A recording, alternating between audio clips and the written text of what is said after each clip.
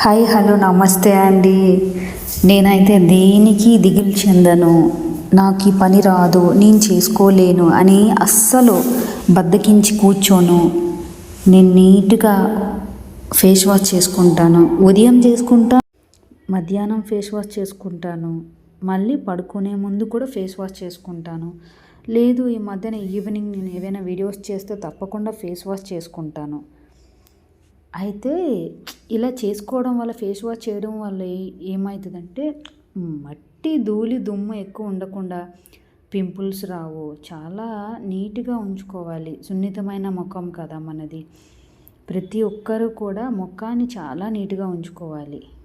బుడగలు కూడా వచ్చాయి. అయితే నేనైతే ఫేస్ వాష్ చేసుకుంటాను కదా, బహుశా అందరూ అనుకుంటారు స్వప్నికకి ముఖము వాళ్ళ అమ్మ కడుగుతుంది, బ్రష్ వాళ్ళ అమ్మ చేస్తుంది అని. బహుశా ఈ వీడియో చూసిన తర్వాత మీకు అనిపించవచ్చు, ఈమె పని ఈమె చేసుకుంటుందా? అయ్యో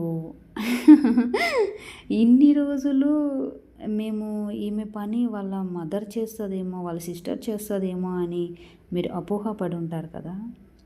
కాదు కాదు, ఈ పని నేనే చేసుకుంటాను. ముఖం నీట్గా కడుక్కున్నానా, చూడండి స్టిక్కర్ ఎక్కడికి వచ్చేసింది చూసారా. అంటే స్టిక్కర్ కూడా నేనే పెట్టుకుంటాను. ఫేస్ వాష్ చేసుకున్నప్పుడు కాదు, నార్మల్ అప్పుడు కూడా నేనే పెట్టుకుంటాను. ఒక్కరి మీద ఎప్పుడు ఆధారపడడానికి ట్రై చేయనండి. ఫస్ట్ ఆఫ్ ఆల్ ఏదో రకంగా నా ప్రయత్నం అంటూ ముందు చేస్తాను. నేను ఒకవేళ ప్రయత్నం చెయ్యలేకపోయాను అనుకోండి, అంటే ప్రయత్నం చేసినా రాలేదనుకోండి, అప్పుడు కంపల్సరీ నేను ఆ పని ఎవరితోనైనా చేపిస్తాను. ఇదిగోండి ఎంత చక్కగా ముఖం కడుక్కున్నాను కదా. ఇప్పుడు టవల్ ఎవరో తెచ్చి ఇవ్వరు, నేనే టవల్ తీసుకొని నేనే మొత్తం ముఖం మొత్తం ఎలా తుడుచుకుంటానో చూడండి. నా ముఖం ఎవరు తుడుస్తారా చెప్పండి? ఎందుకు తుడుస్తారు? నేనే ముఖం కడుక్కున్నప్పుడు తుడవడానికి నేనే సాహసం చేయాలి. నా ముఖం నేను కడుక్కున్నాను. మీ అందరూ వీడియోస్ చూడండి. Thank you.